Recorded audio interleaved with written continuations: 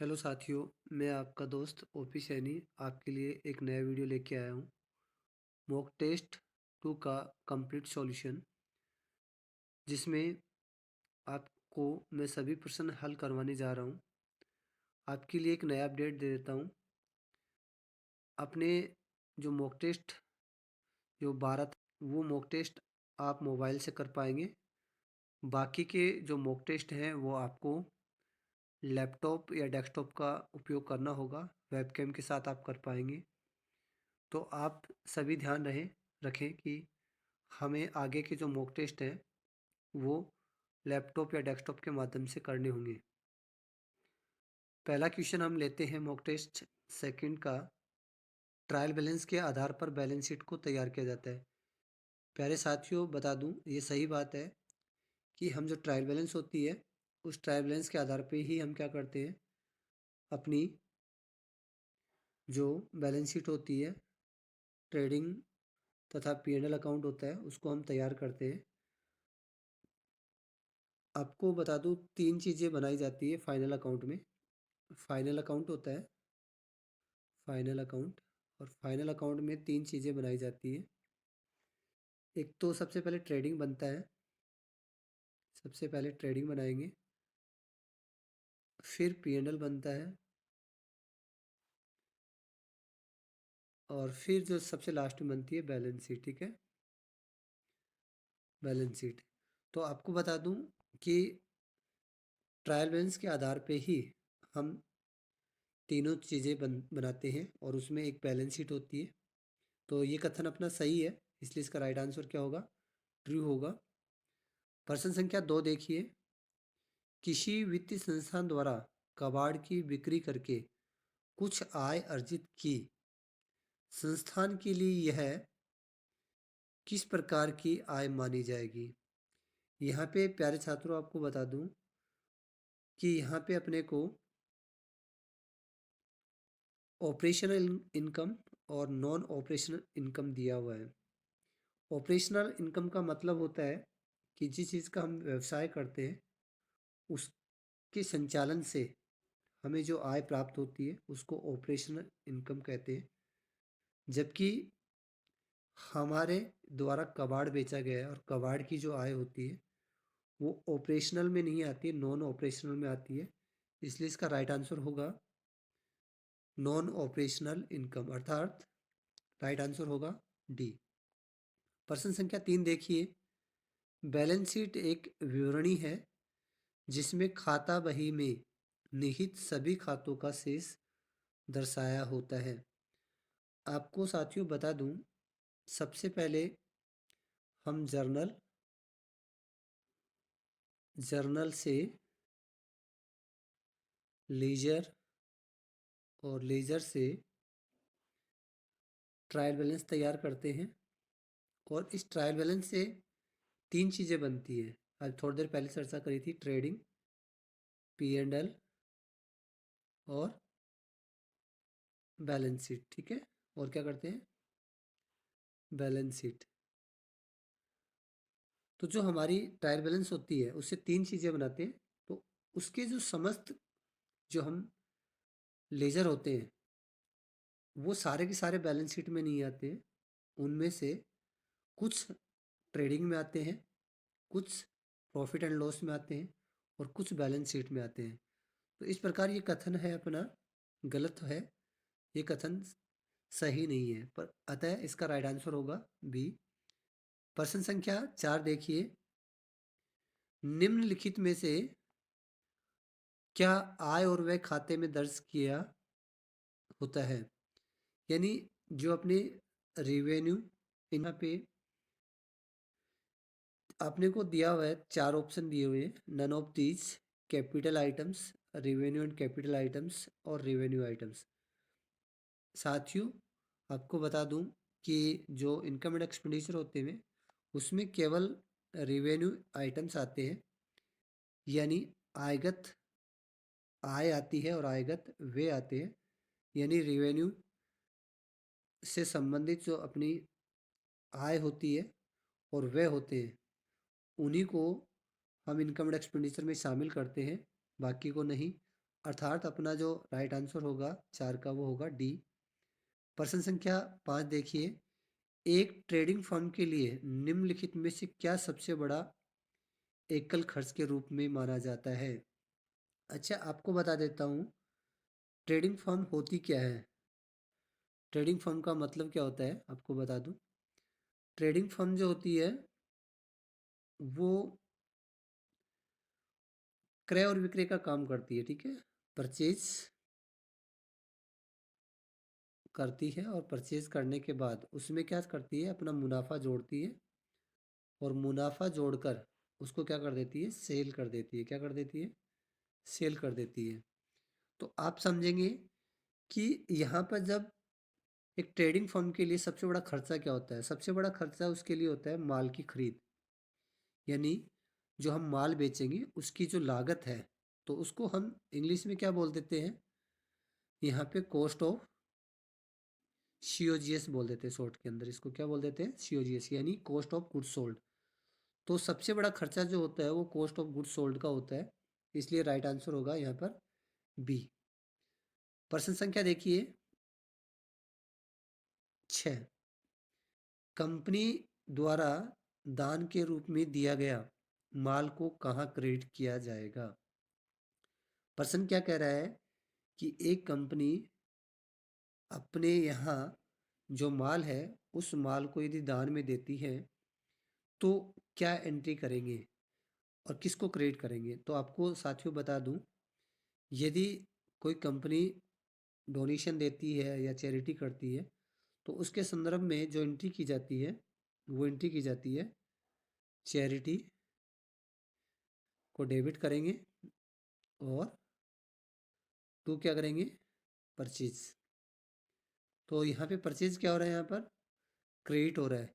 इसका मतलब यहाँ पे राइट आंसर आने वाला है आपका सी, यानी परचेज अकाउंट को क्रेडिट किया जाता है जब हम माल को दान के रूप में या चंदे के रूप में दे देते हैं।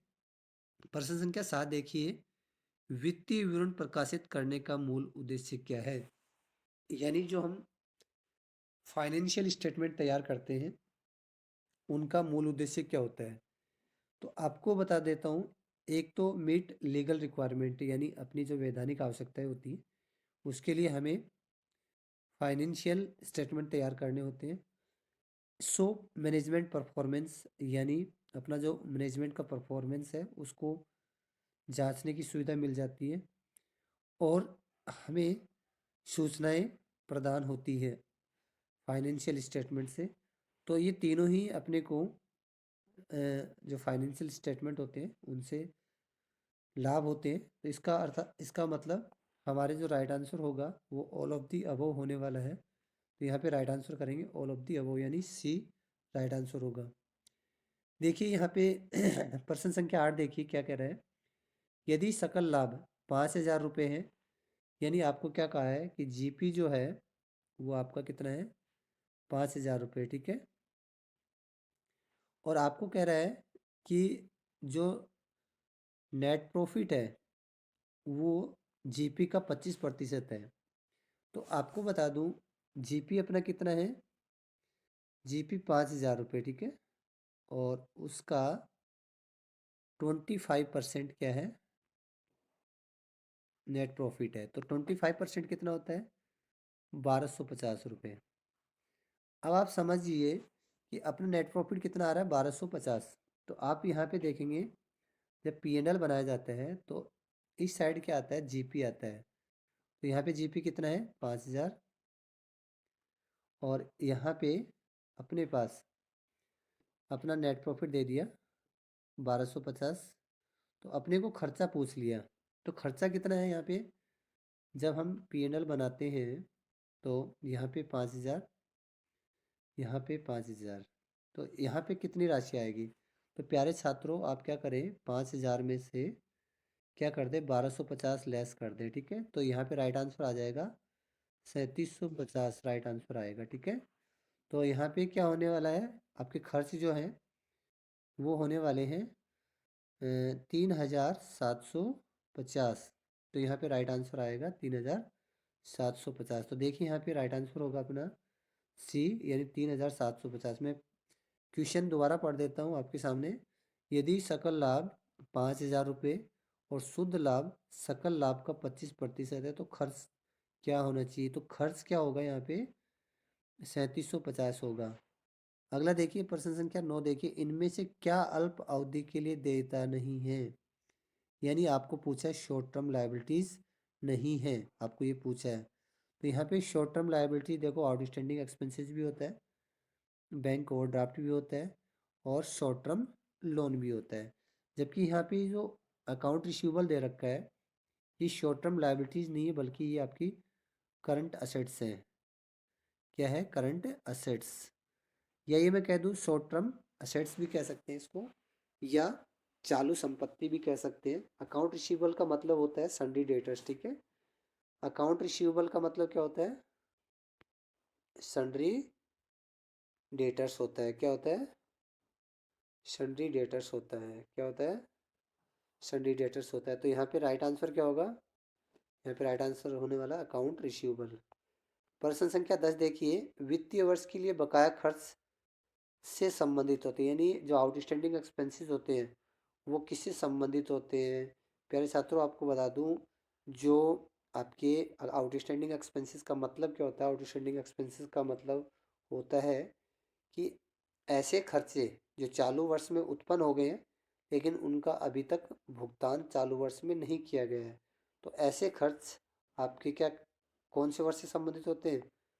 चालू वर्ष से संबंधित होते हैं। तो यहाँ पे करंट ईयर आएगा। प्रश्न संख्या 11 देखिए, ऐसे खर्च जिनके लिए सेवाएं प्राप्त हुई है लेकिन राशि का भुगतान अभी किया जाना है उनको क्या कहा जाता है? अभी अभी हमने बात कर रहे थे ऐसे एक्सपेंसेस जो उत्पन्न तो हो गए लेकिन जिनका भुगतान नहीं किया गया, यानी हमने सेवाएं तो ले ली है लेकिन उनका भुगतान नहीं किया गया है। तो इसका राइट आंसर क्या होगा? आउटस्टैंडिंग एक्सपेंसेस होगा। ठीक है, उनको क्या कहते हैं? आउटस्टैंडिंग एक्सपेंसेस कहते हैं। प्रश्न संख्या 12 देखिए, इनमें से कौन सी विवरणी एक वित्तीय अवधि के दौरान नकदी और नकदी के समकक्ष प्रवाह को दर्शाता है? प्यारे छात्रों आपको बता दूं कि जो कैश के इनफ्लो और आउटफ्लो को दर्शाता है उसको कैश फ्लो स्टेटमेंट कहा जाता है। क्या कहा जाता है?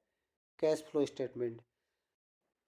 यहाँ पे इसका राइट आंसर होगा कैश फ्लो स्टेटमेंट, क्योंकि कैश फ्लो का मूल जो उद्देश्य होता है, हमारे पास जो कैश आया है कहाँ कहाँ से आया है और किस किस के ऊपर हमने खर्च किया है। तो जो आता है उसको इनफ्लो कहा जाता है और जो जाता है उसको आउटफ्लो कहा जाता है, यानी यूजेज एंड सोर्सेज हम कह सकते हैं दूसरी भाषा में। तो उसका जो राइट आंसर हो उसको क्या कहते हैं? Cash flow statement. इसलिए इसका राइट आंसर क्या होगा? कैश फ्लो स्टेटमेंट होगा।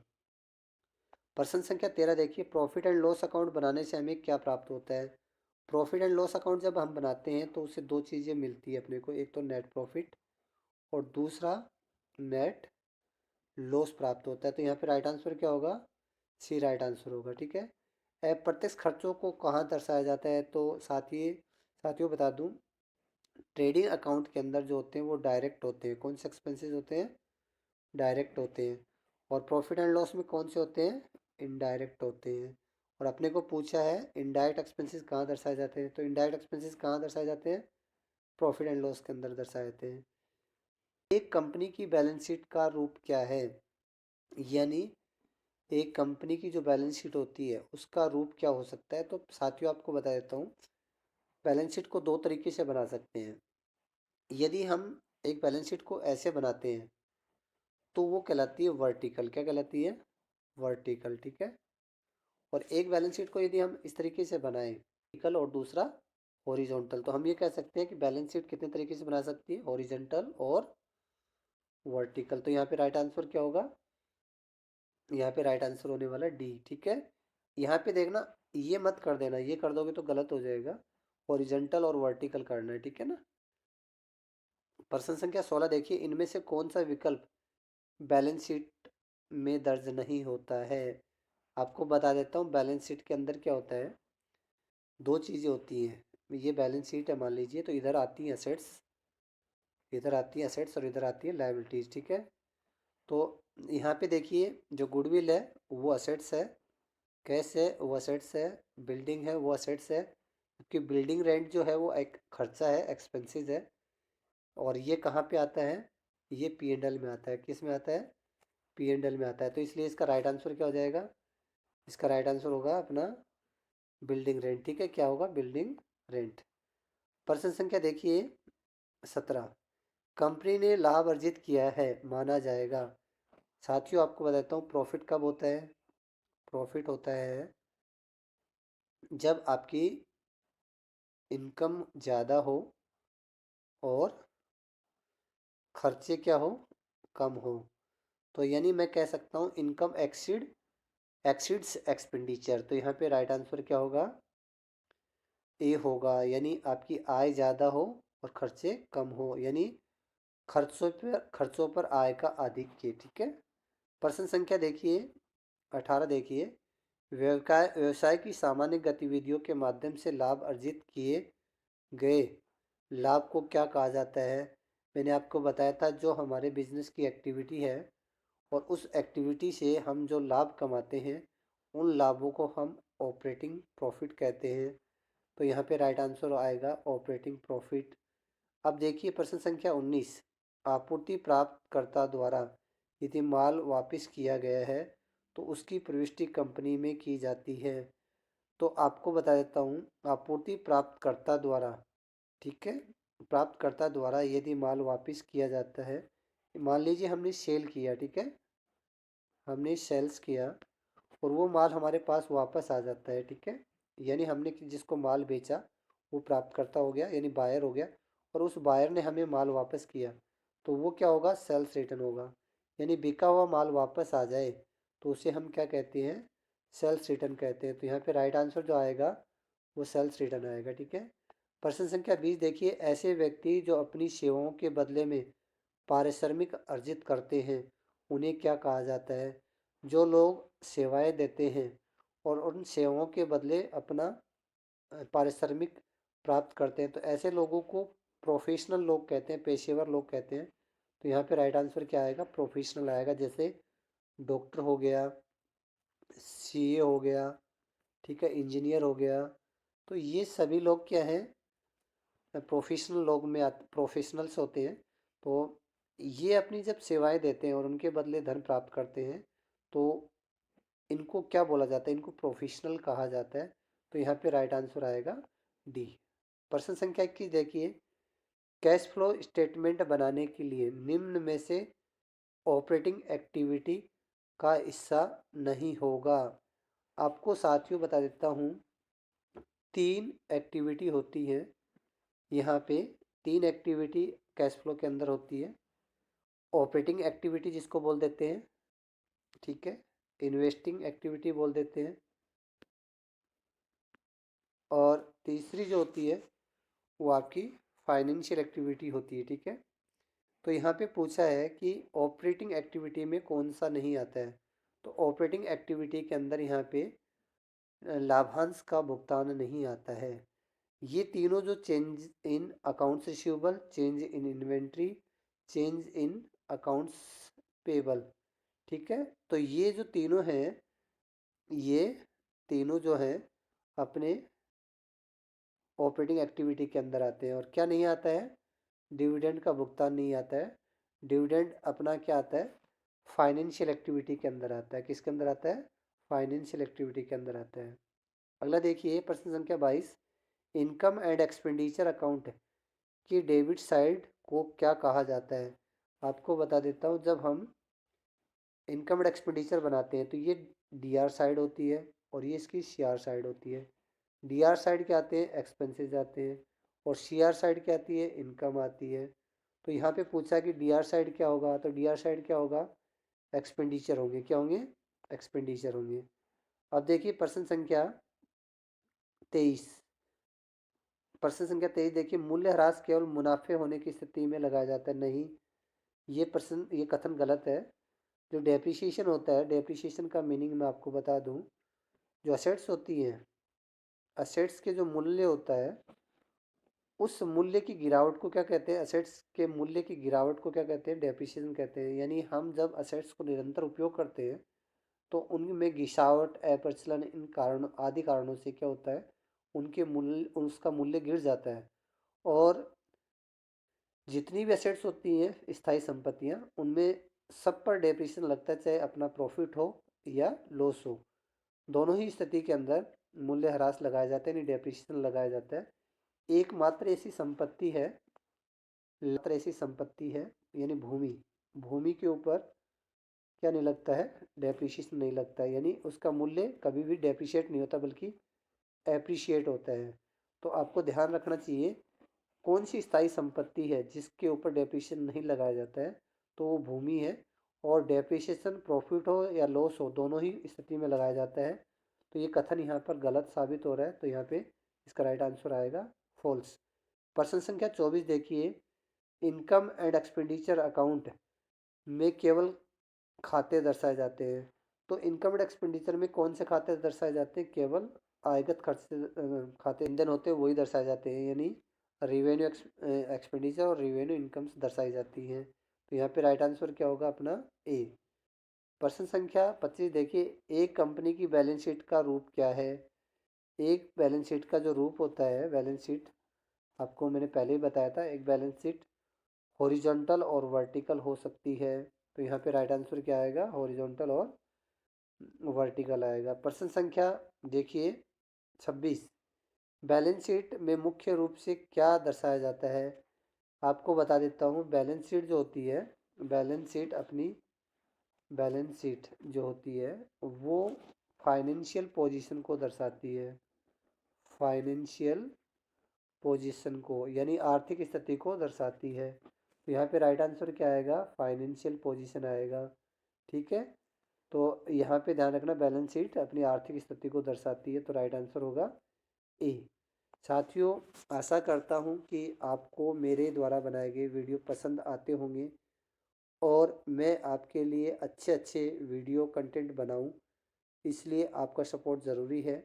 आप मेरे वीडियो को लाइक और सब्सक्राइब ज़रूर करें, जिससे आपको मेरे द्वारा बनाए गए वीडियो तुरंत मिले और आप अपने मॉक टेस्ट को अच्छे से कर सकें और अपने लर्नर के साथ इन समस्त वीडियो को शेयर करें। सभी ITGK से मैं पुनः आग्रह करता हूं कि आप इन वीडियो को अपने लर्नर के साथ साझा करें, क्योंकि मैं सिर्फ इनके विकल्प ही नहीं बताता हूं बल्कि इनके कॉन्सेप्ट भी क्लियर करता हूं। तो आप अपने लर्नर्स के साथ साझा करें और